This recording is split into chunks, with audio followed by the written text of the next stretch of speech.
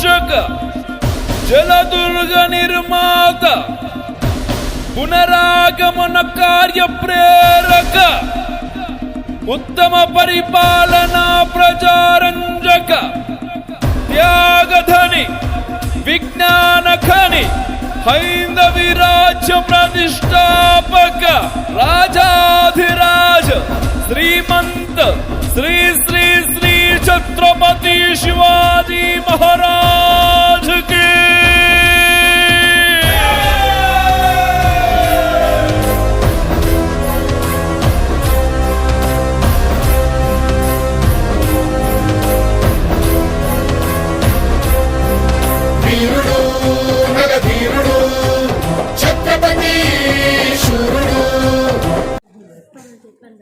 మా cottage art గ్యాలరీలో ఇంతకుముందు ఎవరు చేయనటువంటి కళాఖండాలు తయారు చేసి కొన్ని ప్రదర్శన ఏర్పాటు చేయాలనుకున్నాం. ఆ ప్రదర్శనలో భాగంగా మొట్టమొదటిసారిగా ఈ ఛత్రపతి శివాజీ మహారాజ్ విగ్రహాన్ని 20 టన్నుల ఐరన్ స్క్రాప్ను ఉపయోగించి 21 అడుగుల ఎత్తు 18 అడుగుల వెడపులో ఈ ఐరన్ స్క్రాప్ విగ్రహాన్ని తయారు చేయడం జరిగింది.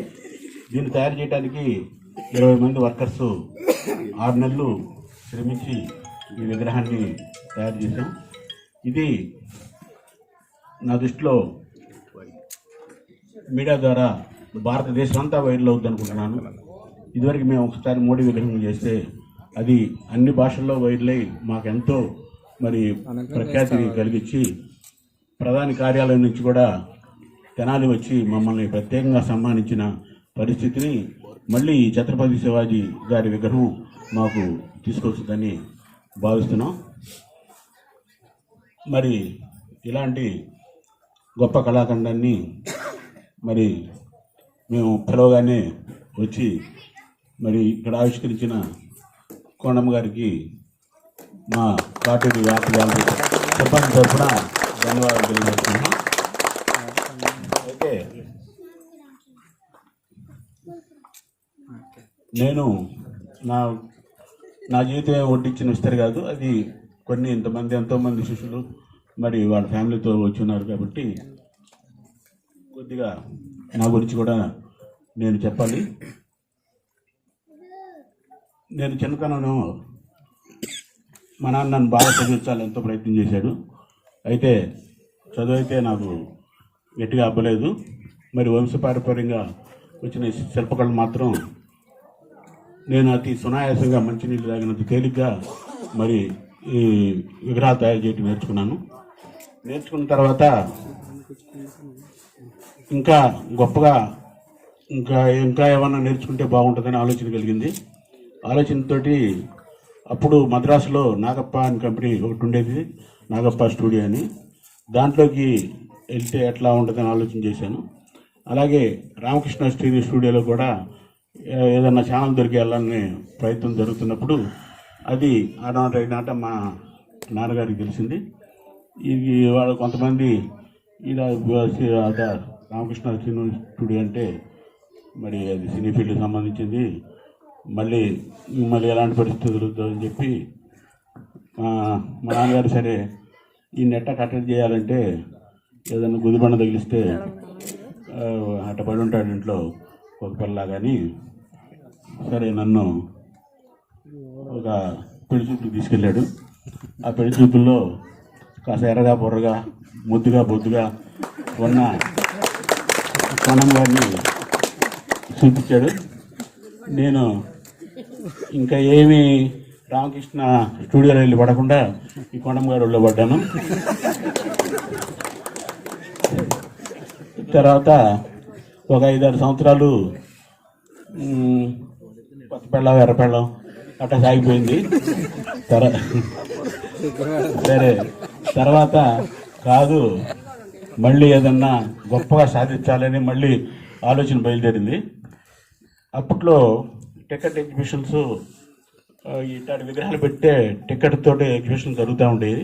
ఎక్కువగా ఒరిస్సా కళాకారులు వచ్చి పెట్టేవాళ్ళు.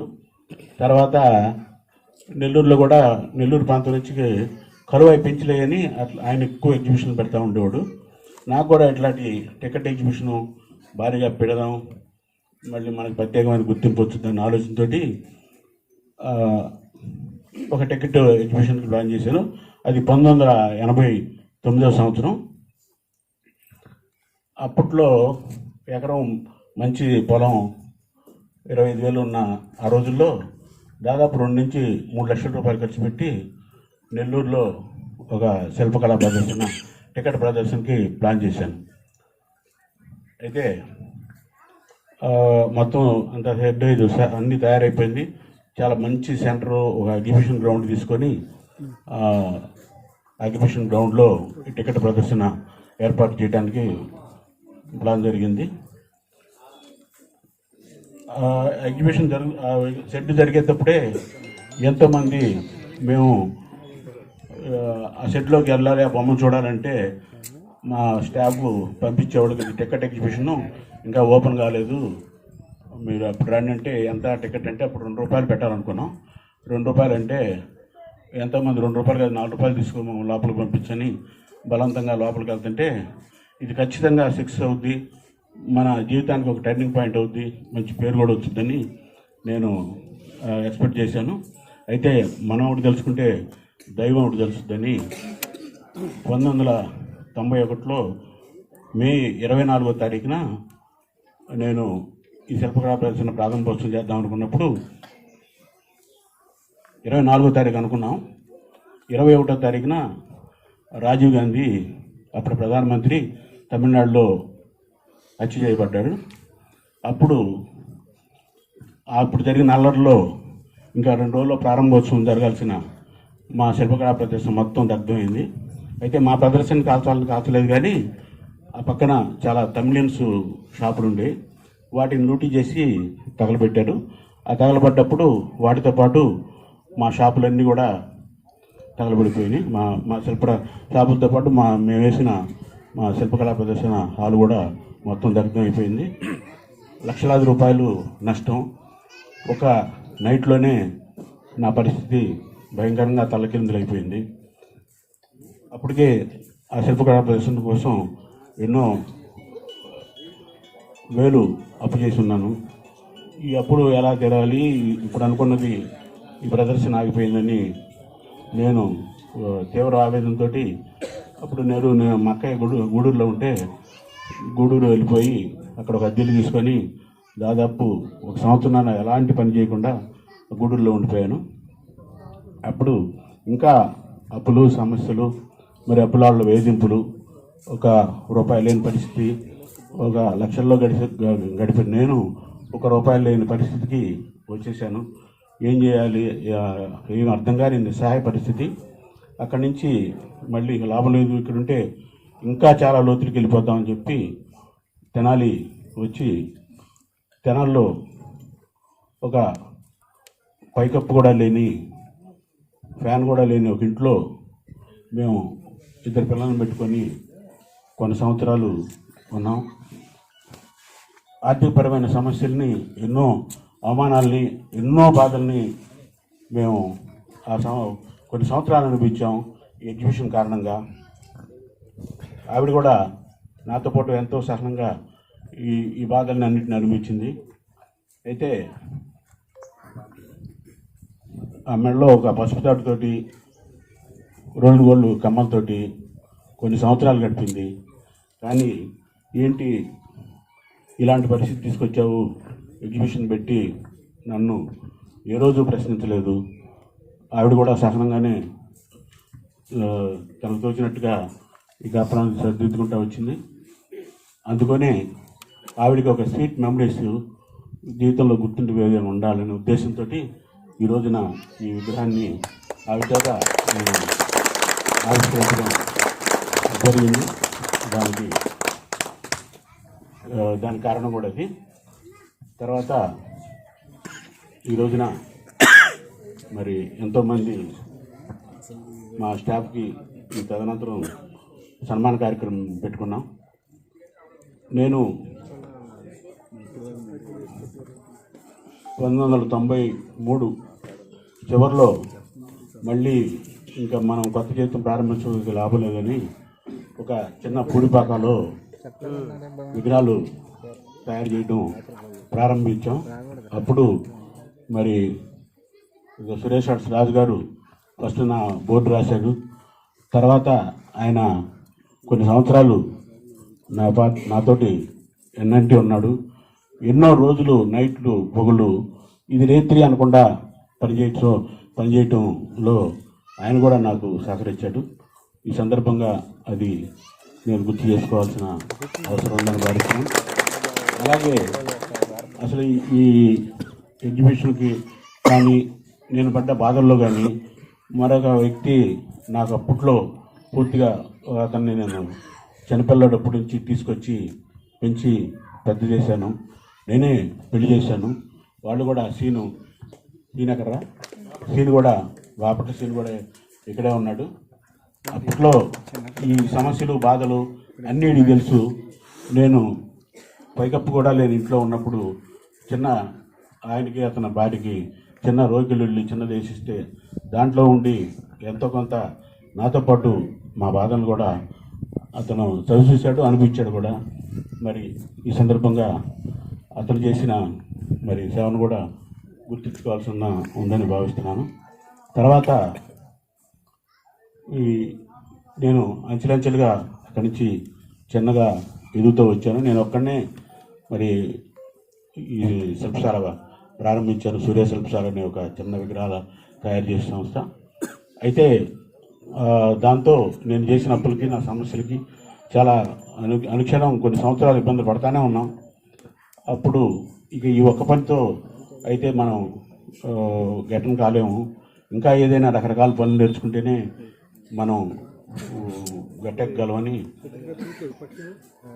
రకరకాల పనుల దగ్గరికి ఒకసారి అంచారాధాకృష్ణ అని ఒక మంచి ఇంటర్నేషనల్ స్కాలర్ నా దగ్గరికి వచ్చి, నేను తిరుపతిలో విగ్రహం ఒప్పుకున్నాను, నువ్వు ఫ్యామిలీతోటి పిల్లల్ని వదిలేసి ఒక 4-5 నెలలు నాతో వచ్చే పని అయితే నీకు కాంస్య విగ్రహాలు నేర్పుతానంటే, అప్పుడు కూడా మరిద్దరు చిన్నపిల్లలు, నేను ఆయనతో వెళ్తానంటే ఆవిడేమీ అభ్యంతరం చెప్పలేదు.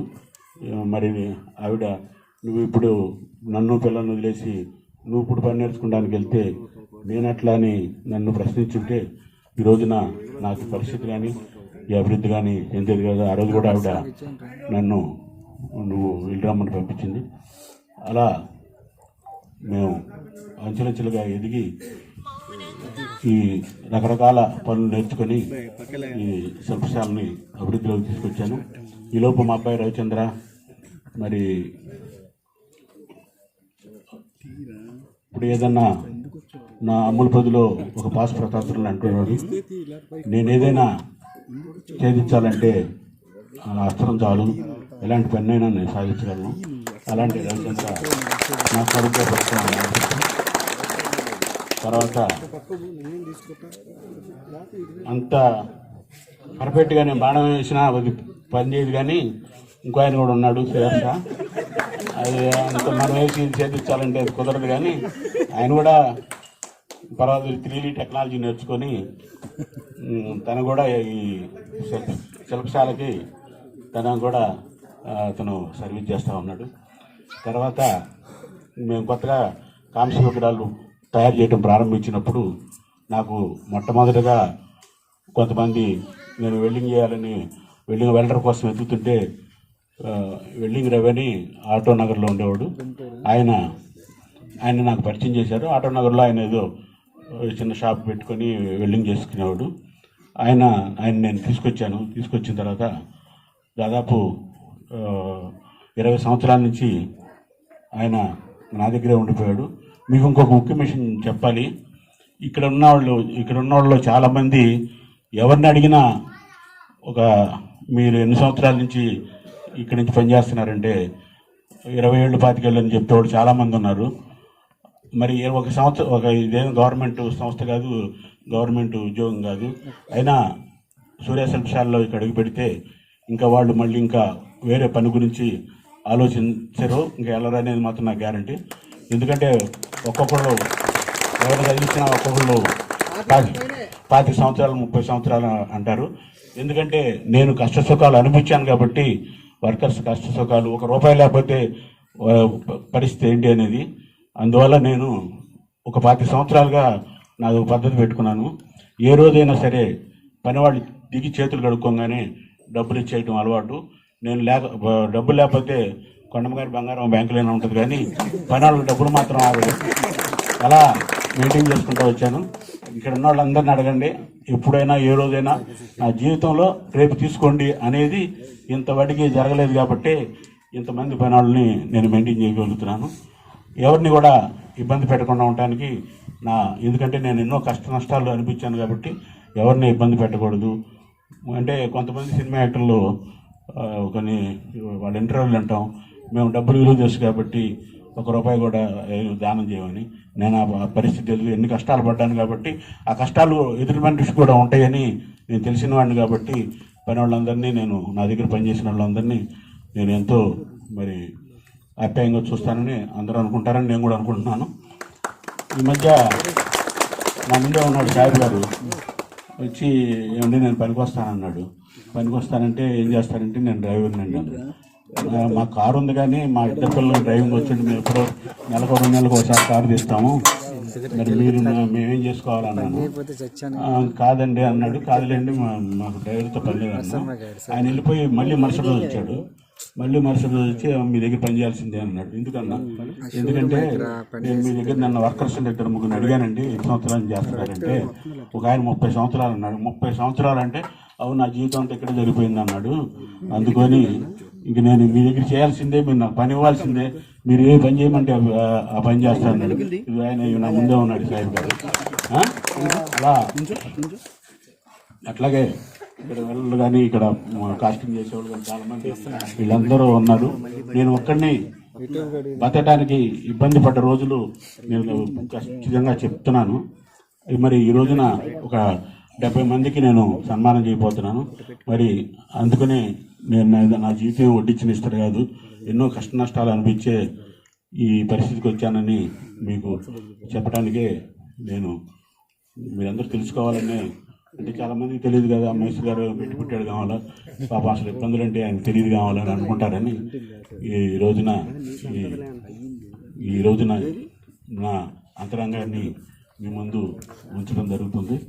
ఇంకా చాలామంది వర్కర్స్ అందరూ పేర్లు చెప్పలేకపోవచ్చు, కానీ ఈయన కూడా చిన్నప్పటి నుంచి సాంబయ్య,